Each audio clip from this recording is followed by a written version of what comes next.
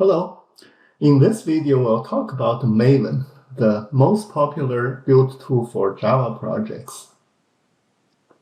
In software, build usually means the process of taking a project, including its source code, metadata files, resources, and libraries, and package them into a format or formats for execution, distribution, and/or deployment. For many people, when they see the build button in an IDE, they just think of it as compiling the source code. But for a non-trivial project, build often involves a lot more than just compilation.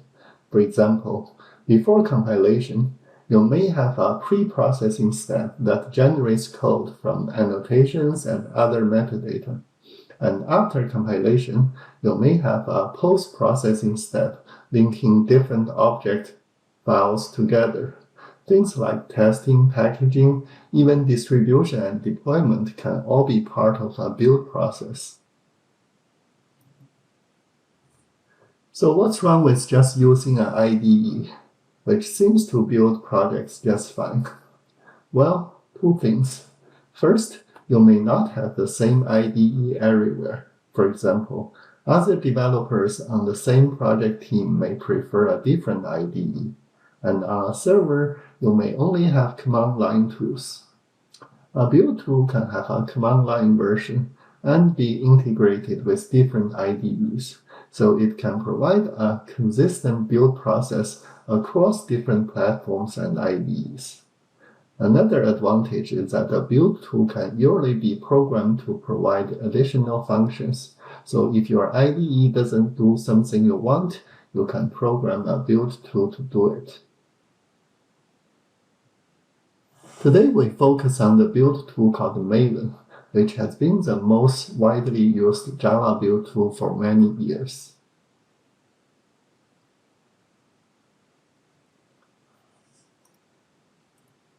Let's take a quick look at a study conducted in 2021. It's about various tools used by Java developers, and here is a part about build tools. As we can see here, Maven is used by 76% of Java developers, and compare that to the second place, Gradle, which had exactly half of the market share.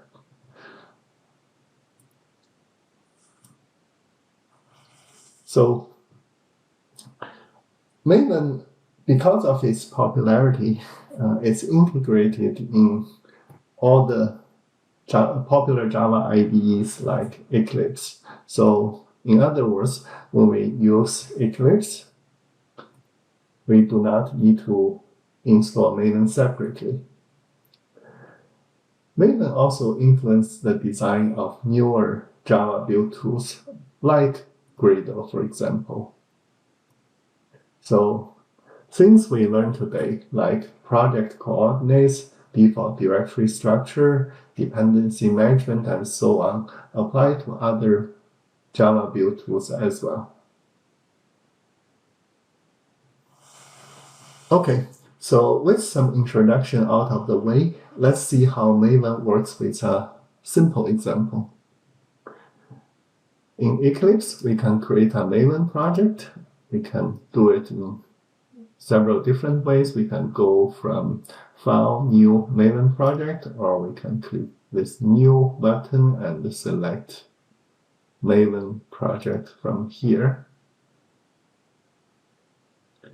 And on this screen, we will check this option.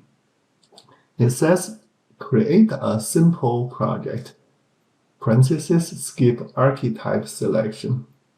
Archetype is something that we'll talk about later. So for our first example, we will skip archetype and just create a simple project. Now on the second screen, we are supposed to enter a few things for the project, in particular group ID, artifact ID. So what are those things? Well, group ID and artifact ID and version, together with packaging and optional element called classifier, these 5 things are collectively known as Maven coordinates. Maven coordinates are used to uniquely identify a project, kind of like we use coordinates to locate a point in space. Group ID is a label representing the company, organization, team, and so on this project belongs to, and it usually uses the reverse URL naming convention.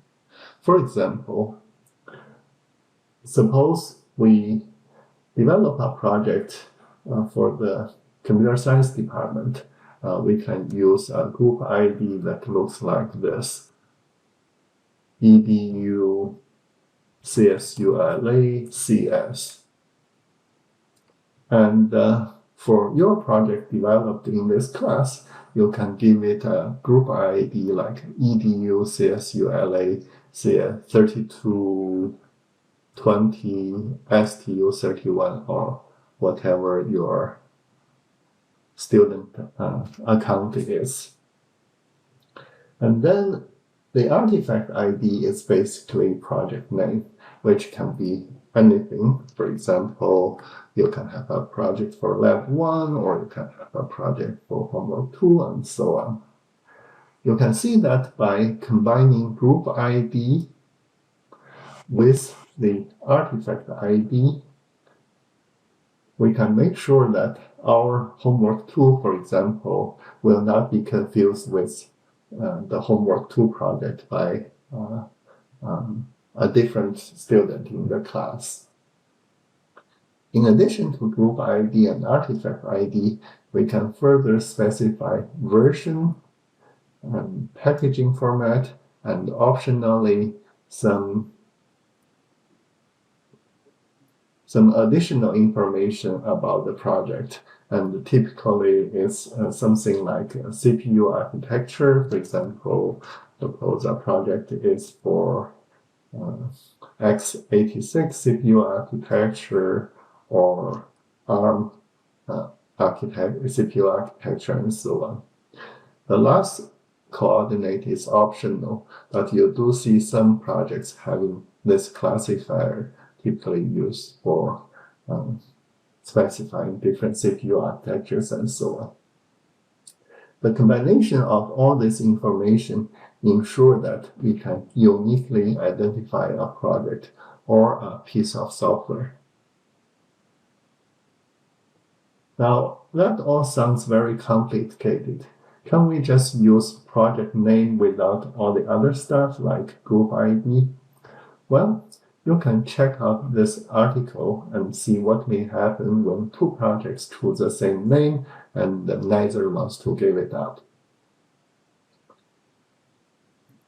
Okay, so back to our example.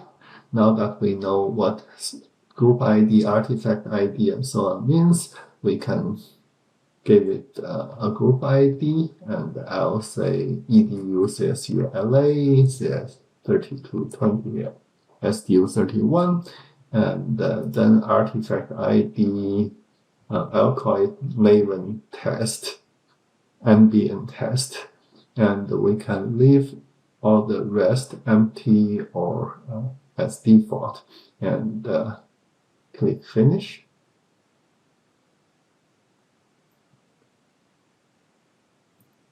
So now we have a Maven project, and this project is empty except for a Maven build file, this one called pom.xml, which we'll talk about in a moment. But before we do that, let's quickly create a class. And I'm going to create a class called Hello World, of course.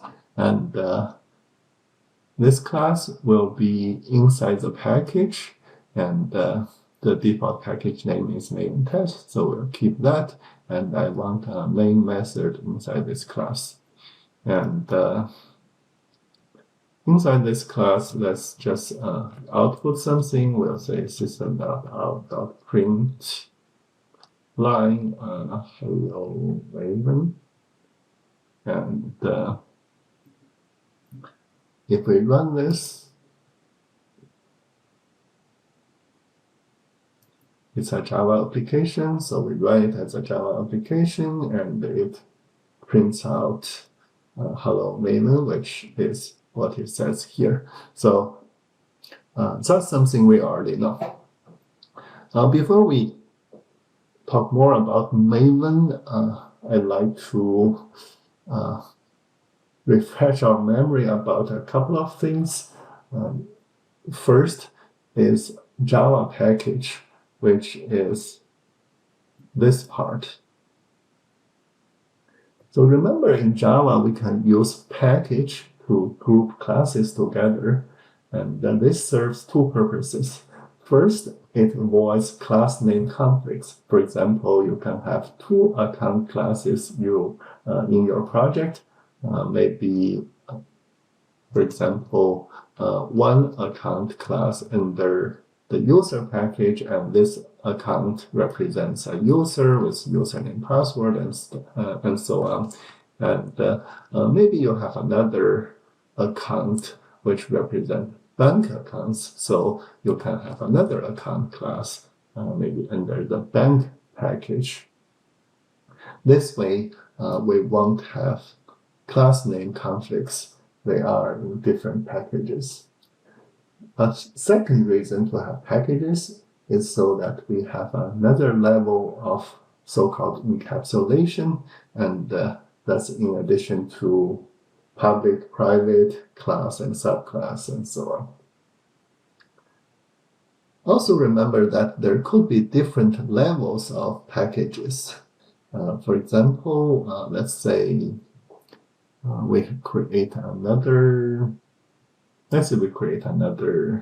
class, and this time we'll put this class under the package maven test.user, and maybe I'll just call this class account, and this one will have a username, a password, and so on. So what's inside the class is not important. What's important is I want to show another package, and this time we have another package which is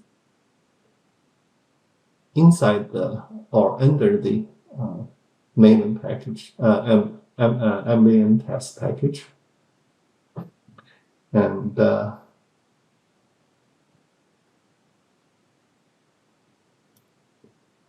first of all, notice that it's again typically using the reverse URL naming convention, so the package names looks kind of like URLs, and secondly, the package structure must match the directory structure on the disk. And in Eclipse, we can see that here, under the Java folder, we have Maven test, and underneath, inside Maven test, we have the hello world class, which is this one, and underneath we have another folder user, and this directory structure Maven test containing user corresponds to the package structure with Maven test and then Maven test.user. And inside this package we have account. So package structure matches the folder structure, and that's a requirement of Java. Now, these are all things that we already studied in previous Java classes, but I just want to brush up on these things because oftentimes in this class, some students forget about package, and for web applications, we do need to use packages, unlike some desktop programs where we can skip package or using the so-called default package. Anyway, this part, the part that shows hello world.java here, but also hello world.java here, kind of brings up to the second refresher, which is about Eclipse project display. So notice that for a Java project, Eclipse would display the Java resources separately, this part, and then at the same time also displays the files and folders. So a Java class like hello Maven in the screenshot or hello world here in our actual example, you can see that it actually appears twice. This can be a little confusing, but just know that these two Java files are actually the same file appearing in two different quote-unquote views. So when we work on Java project, usually we just work out the Java resources part. In other words, we usually just work on this part, and we don't usually need to worry about the folder and file structure. But occasionally, if you expand this, you'll see the same file. Don't get confused. It's actually the same thing displayed twice under different views. Okay, now back to Maven, and now we need to look at this file, pom.xml, which is the important stuff. So this file, pom.xml, is known as the build file of Maven. Each build tool needs a so-called build file, and a build file basically describes how the project should be built.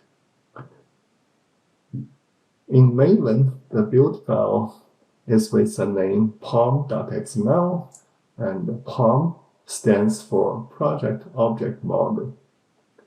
It's a fancy name, but it's basically a set of XML tags used to describe a project. For example, we can see here that we have a group ID tag, and it's used for group ID, and we have a artifact ID tag for artifact ID, and so on. So this set of XML tags could also evolve over time, meaning that new tags may be added, old ones may be deprecated, and so on. Hence the model version here, which is 4.0.0, and it has been 4.0.0 for many years, meaning that we probably won't see any new tags for project description, and this set of tags are pretty sufficient. Now, this pom.xml file is called a complete description of a project, meaning that if we have this file for a project, we know exactly how the project is structured and how it should be built. However, when we look at this pom file, it seems like there's really nothing here other than the project coordinates, right? So how are we supposed to build this project? Well, we use defaults, or as people say, convention over configuration. In Eclipse, we can click on the effective POM tab is down here, right next to pom.xml.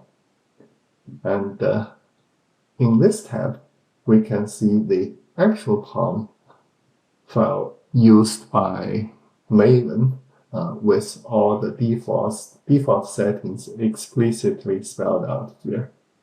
And we can see that there are lots of default settings.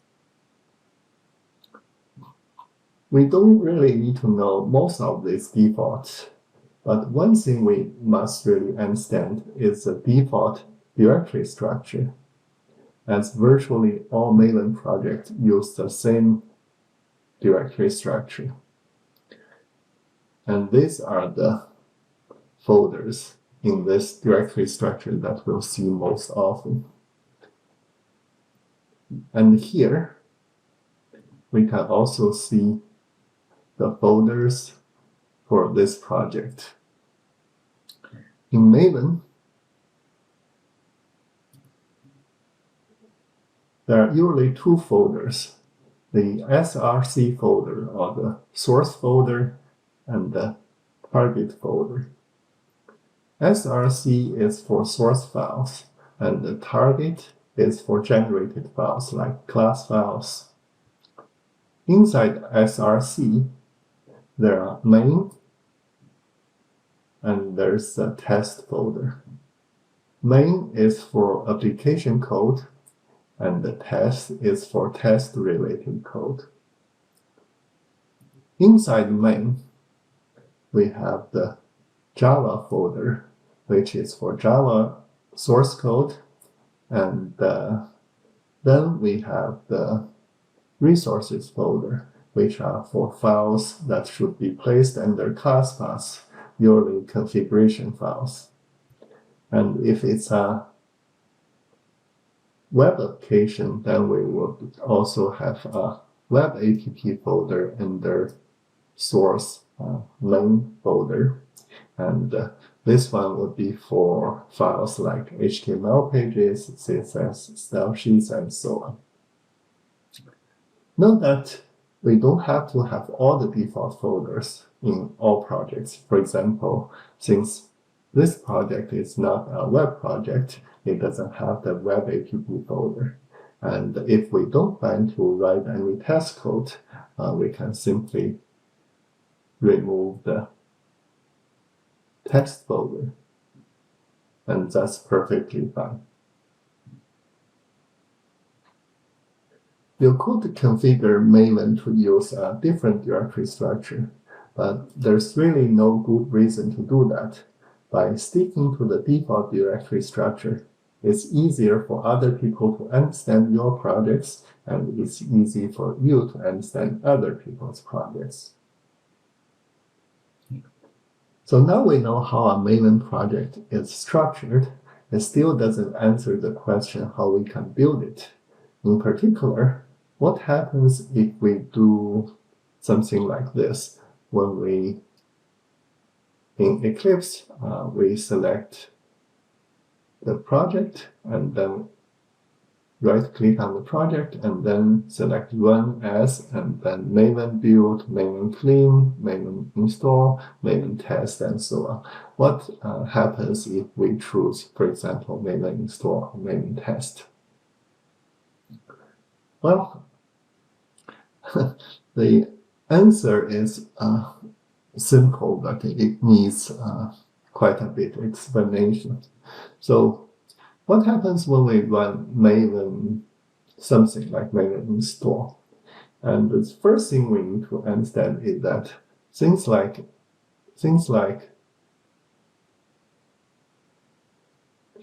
install, test, verify, and so on, those are Maven build cycle phases. And secondly, when we say something like Maven install phase or Maven test phase, what Maven does is it will go through each phase of the build lifecycle up to the specified phase and run the operations associated with each phase. So what exactly are these things? What exactly are build lifecycles, phases, operations, and all that? Well, let's start with build lifecycle. Build lifecycle is a process for building and distributing a project. And the build lifecycle consists of a number of steps called phases. What's kind of unique about Maven is that it defines a few standard build lifecycles, basically saying that regardless of what project you have, your project can use these build lifecycles.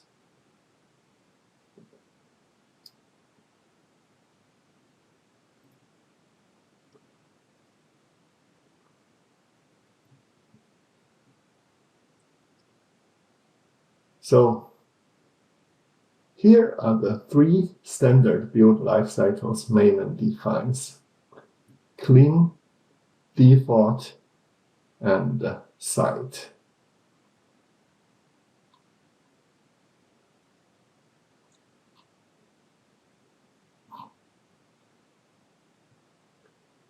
The clean lifecycle is for cleaning a project, meaning removing all the generated files and folders.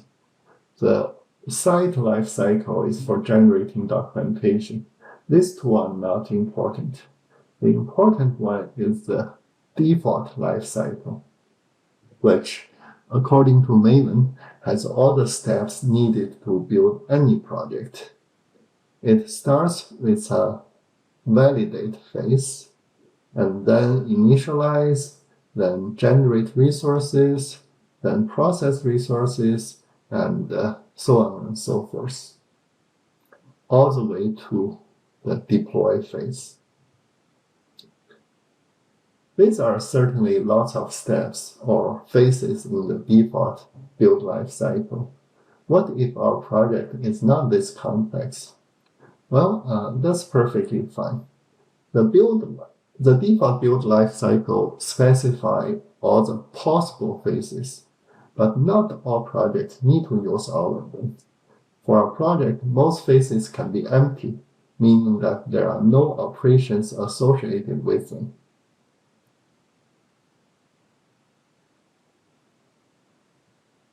Here's an example of what happens if we do Maven compile. It basically tells Maven to go through each build lifecycle phase up to the compile phase. So go from here up to here.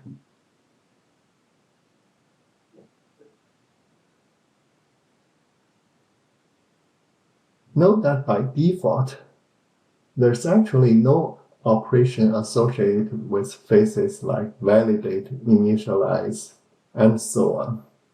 The first operation we will encounter is actually in the process resources phase, and this operation simply copies the resource files to the class bus. And then in the next phase, we have the compile operation that compiles the source code. So this is basically how Maven build works. It simply goes through each phase up to the one we specify, and then run the operations associated with each phase. And in most cases, there's no operations associated with a phase. But if there is, it will get run when Maven reaches that phase. So those operations are provided by Maven plugins. And we can see the list of official Maven plugins here.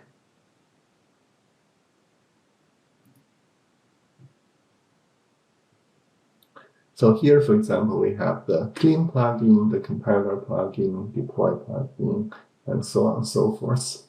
Several of these plugins are included in a build by default. For example, the compiler plugin is included by default.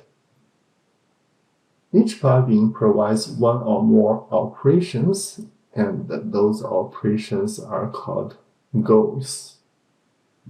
For example, this compiler plugin provides two operations, aka two goals, and one is a compile goal, and the other one is a test compile goal.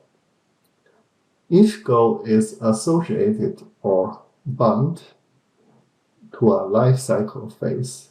For example, compile is bound to the compile phase, and test compile is bound to the test compile phase. So, as we mentioned earlier, so when we do a build, these goals will be run when we reach that phase where the goal is associated to or bound to. And of course, these goals can be customized with additional configuration. For example, we can specify what Java version to use to compile a project. As we just saw earlier, Eclipse IDE provides a few Maven builds like Maven install, Maven test, and so on.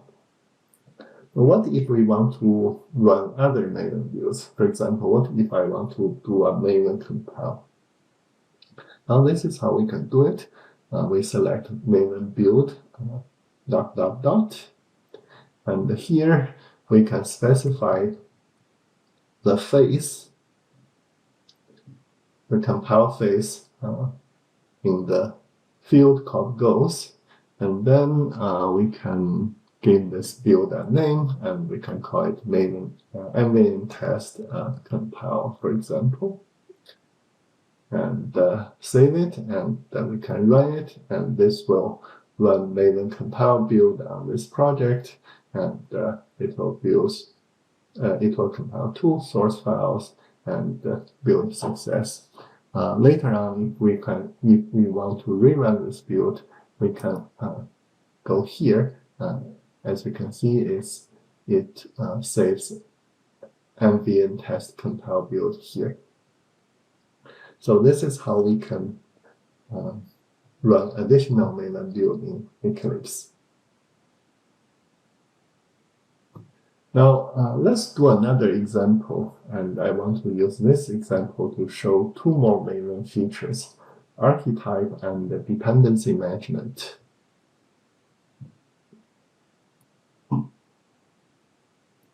Let's create another Maven project.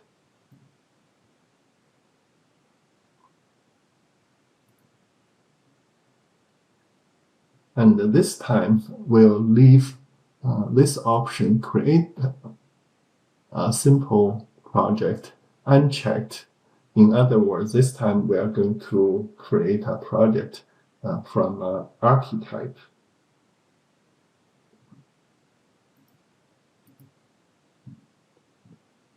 So what are archetypes? Maven archetypes are basically project templates, kind of like the ones provided by IDEs. It's usually more convenient to create a project from a template than creating it from scratch. The good thing about Maven archetype is that anyone can create archetypes. So if your IDE doesn't provide a certain project template, you can create one for yourself. The downside is that because anyone can create archetypes, there are lots of low quality or no longer maintained archetypes out there. And that's what happens if you are on this screen and you select all catalogs. You'll see all the archetypes, and it's impossible to find something that you want here. It's just too much. Plus, most of those archetypes are not that good to begin with. Now, Maven does provide some official archetypes like Quick Start and Web App, but those archetypes are very outdated, so not very good. And because of these reasons, I created my own archetype for this class, and is GitHub here. So the process of install this archetype is part of the process to setting up the development environment. I'm not going to show it here, and if you want, you can check out the video showing the process of setting up the development environment. Anyway, I already installed this archetype on my computer, and we can now use it to create web projects. So instead of selecting all catalogs, we will select default local, and this archetype is right here, and it's called simple servlet archetype, and we can use it to create a web application. Like before, we'll give it a group ID, and I'm going to still use the CSULA 3220 student 31, and the artifact ID, I'll call it Maven test 2. Now, for web applications, the Java classes must be in a package. They cannot be in the default package, or aka no package. Now, by default, Maven assumes that the top level package is the group ID plus the artifact ID, and I really don't like my top level package to be that long. So instead, I'm just going to simply use CS3220 as a top level package. And also, I'm going to uncheck run archetype generation interactively, because if we leave this unchecked, Maven will ask us to enter package again or confirm package again. And it's kind of unnecessary and annoying. So uncheck this, give it a top level package name, the rest we already know. And then we create the project.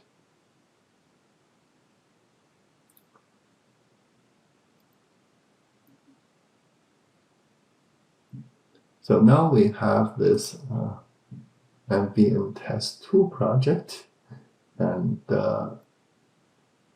in this project, the archetype automatically creates a servlet for us called hello servlet. It also creates HTML file, index.html. We'll talk more about servlets and web applications in a separate lecture. Here, I'm not going to actually run this. We saw how to create a web application using archetype, and I want to show one more Maven feature, which is dependency management. A dependency of a project is basically a library the project depends on. In Maven, adding a dependency to a project is as simple as adding the coordinates of the library to pom.xml file. Maven automatically downloads a library from an online repository and stores it locally for future use. For example, suppose in this project, suppose we want to do unit test using the library JUnit. We can add it to the project like this. So we go to pom.xml. Okay, so it already has a dependency here. And let's add one more. We'll say dependency, and we'll say JUnit, and it will show a bunch of JUnit for us to choose. And we want, which one we want? We want this one. I think the artifact ID is called JUnit, not JUnit.1.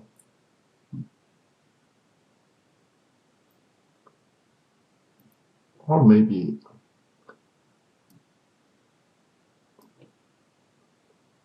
dependency JUnit.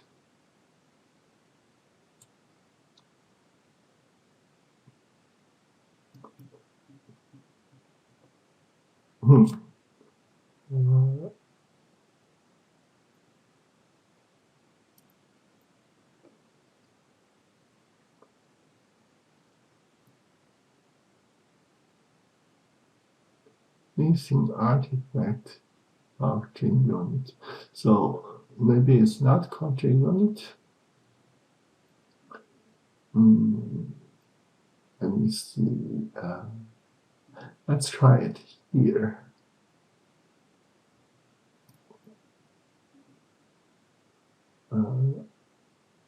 Dependencies. Dependency. Oops, not this one. Dependency.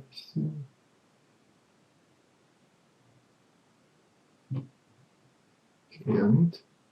Okay, so I think it's this one. For some reason, this one doesn't show up in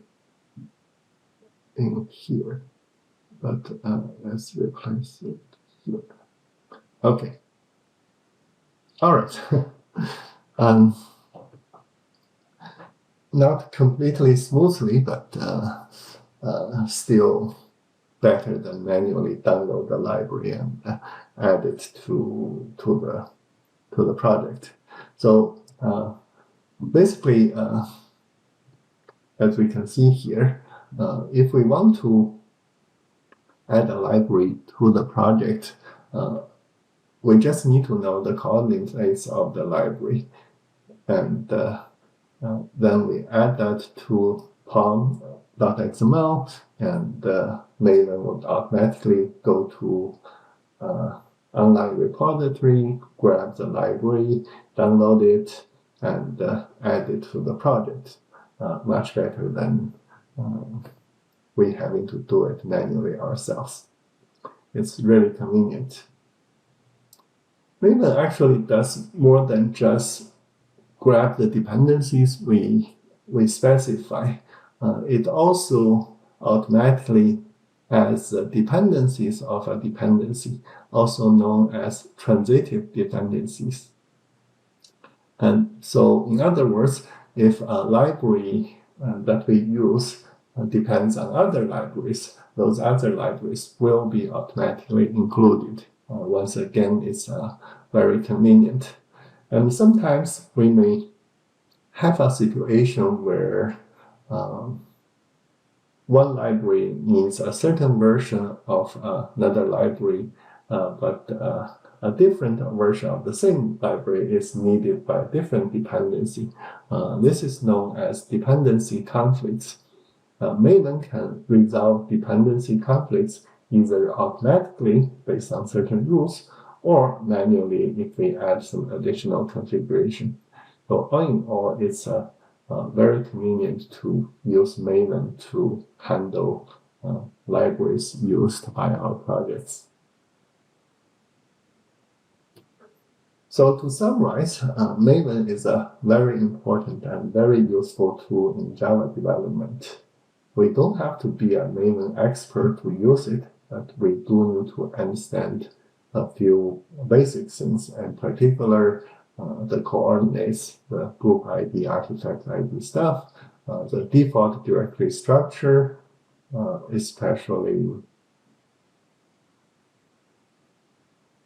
these ones, and what are the build lifecycle phases, and what it means when we say build install, Maven install, or Maven compile, and what is a Maven archetype and how to use it, and how to add dependencies to a project.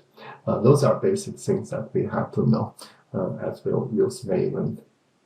quite often in the rest of the class. Okay, so this is it. Thank you, and see you in the next video.